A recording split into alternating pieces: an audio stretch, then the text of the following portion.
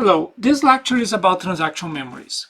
And in this lecture, we're going to be learning about the connection between transactional memory and the load reserve store conditions that we have been studying in the recent lectures. Contrary to other lectures in 229, the content of this lecture is not one that I expect you to master and to reproduce in exercises and in homeworks. I do not expect you, based on this lecture, to be able to write a transactional memory program. This is more an information lecture on computer architecture so that you are aware of some of the technology developments that has happened in computer architecture that is related with what you're studying right now in 229. So the idea of transactional memory started in 1993. It was proposed by Maurice Hurley and Elliot Moss at the University of Massachusetts. And they are credited to be the fathers or the creators of the idea of transactional memory. However, the story is not as simple. At the same time, Janice Stone and Harold Stone and others proposed the very same technique, and it was published in a journal in November 1993, and they are from the IBM TJ Watson Research Center. Also, they were aware of each other's discovery. They agree that they had developed this idea concurrently and independently from each other. But remember, that was 1993. It was only in 2011 that IBM announced that they would have hardware support for transactional memory in their IBM Blue Gene Q computer, which was, when it was delivered, the fastest computer in the world. So you may wonder why it took from 1993 to 2011, 2012 for us to have hardware support for transactional memory. Implementing a new idea in a computer processor is a very expensive proposition, and usually it requires extensive study of the potential impact on performance before a company will invest the money that's required for such an implementation. But IBM was not the only one in starting transactional memory at the time. We had in 2012, Intel announced the Haswell architecture that would also support transactional memory. And if you follow what happened in the architecture, just a year later or so, Intel had to issue some corrections because their implementation of transactional memory was incorrect and led to some vulnerabilities. And then IBM announced in August 2012 that it was also implementing transactional memories in its Z-series computers. Many of you may never heard of the Z-series computers, but I suspect that all of you use these computers, and perhaps multiple times in the same day. These computers are the computers that power telecommunication companies, insurance companies, airlines, major retail and retail stores such as grocery stores and such. When you are at a supermarket, you may look at the cashier machine and you may see an IBM logo there. That means that that is a terminal to one of these machines. Z stands for zero downtime.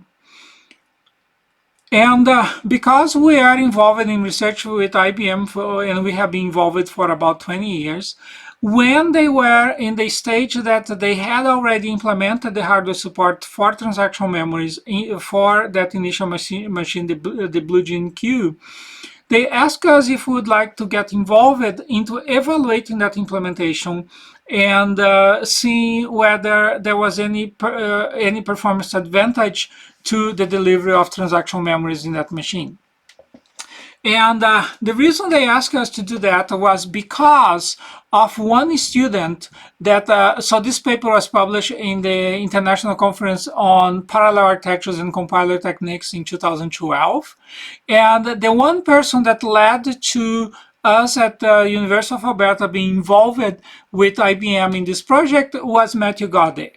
Matthew Gaudet, he was a former student of 229. He had done summer research with me here after completing his 229 course, and he took other courses too, including 429, and then he went into an internship at IBM where he was very successful, and based on his success, this research group at IBM asked if we would like to be involved in this work. Some other people involved in this work include Peng Wu, who is the scientific director for a major company in the US now, and myself and Raul Silveira, who now is with Google, Kit Barton, who is a leading developer and manager for the compilers at IBM. He has been leading the effort for IBM to be participant in open source compilers. We had Majen Michael and and a few others. And here is Matthew Gaudet when he was presenting his student poster at that PACT conference in Minneapolis. He entered the student research competition for that. And at the banquet that happened in the middle of the conference, when they announced the winners of the prizes for the conference, we had won the Best Paper Award for our work, and Matthew had won the gold medal for the student research competition for the conference, which was a big surprise because Matthew was a first-year master student, and he was competing with PhD students from major schools, including Carnegie Mellon, Stanford, and one of the Indian Institutes of Technology. And Matthew completed his master's in December 2014. His thesis was still on best effort hardware for transactional memories. So I will not teach you about transactional memory in this lecture. This lecture is about connecting this technology with what we have learned in the recent lectures. But here are some links that you may want to check out if you are more curious about what transactional memories is all about. In 429, we have a few lectures on transactional memory, and we cover transactional memory in more details, and it makes more sense to cover it there because we would cover many other concepts before we get to this point in 429. What I do want to connect with you here are the pair of instructions, load reserve and store conditional, that we studied in the recent lectures. And here I have a quote from Peter Bright, who was a developer and lead engineer with the IBM effort. And his quote in that article that announced that IBM was creating hardware support for transactional memories, Peter says that transactional memory is a kind of load reserve store conditional. He says L here because he uses load and link from the MIPS architecture, but in the RISC architecture we say load reserve. So transactional memory is a kind of load reserve store conditional on steroids. Each thread in a transaction can, in effect, perform a load reserve on many different memory locations. And the commit operation performs a kind of store conditional that takes effect on all those multiple locations simultaneously, with either every store succeeding or every store failing. So you can imagine if you could do this load reserve, and instead of using a single memory location, you'd be using multiple memory locations, and then when you do the store conditional, it behaves as if all those stores happen at the same time. Of course, the number of memory locations that you'd be able to do this operation on will depend on the hardware, and that's why, for example, Matthew's master thesis was best effort hardware support for transactional memory, because if you try to do this operation in too many locations more than the hardware will support, the hardware will simply fail and say you are not able to do this operation. But I cannot finish a lecture on transactional memory without talking about the fact that transactional memory support speculative execution, and speculative execution leads to vulnerabilities.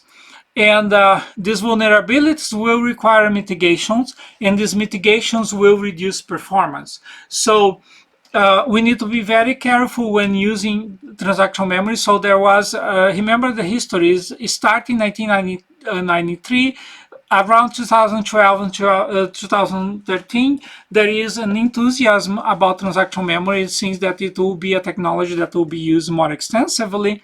But then something happened. You may have heard of these two papers called The Meltdown and the Spectre that reveal that there are vulnerabilities in the architecture of the processors that can be exploited for security violations. And that was a big watershed transformation in the field of computer architecture. From that time on, computer architects had to spend significant amount of time worrying about these vulnerabilities and mitigating for the vulnerabilities. The initial mitigation that had to be done at the time led to a very significant loss in performance in these processors. And if you care for the environment, you should consider that all the data centers around the world suddenly were consuming much more energy because all their processors were much less efficient than they were before. Since then, great progress has been made on making the computer architecture safer and on making the mitigations less expensive. But this is like a cat and mouse race. We constantly hear about new vulnerabilities and new patches or new mitigations that are created to deal with the vulnerabilities that are discovered. And this story is not over. We continue to work and we continue to be concerned about security in architecture. So for a while, it appeared that people would no longer use transactional memories because of the vulnerabilities that they create. But more recently, there has been talk on supporting transactional memories again. We have hearing from colleagues at ARM that there is some progress on trying to support transactional memories again. So this is the story that I wanted to tell you about this technology. One, because it's an important technology. Two, because there was significant involvement from not only from the University of Alberta, but from former students from 229. And three, because it connects with the load reserve star conditional instructions that we are studying at this point in the course.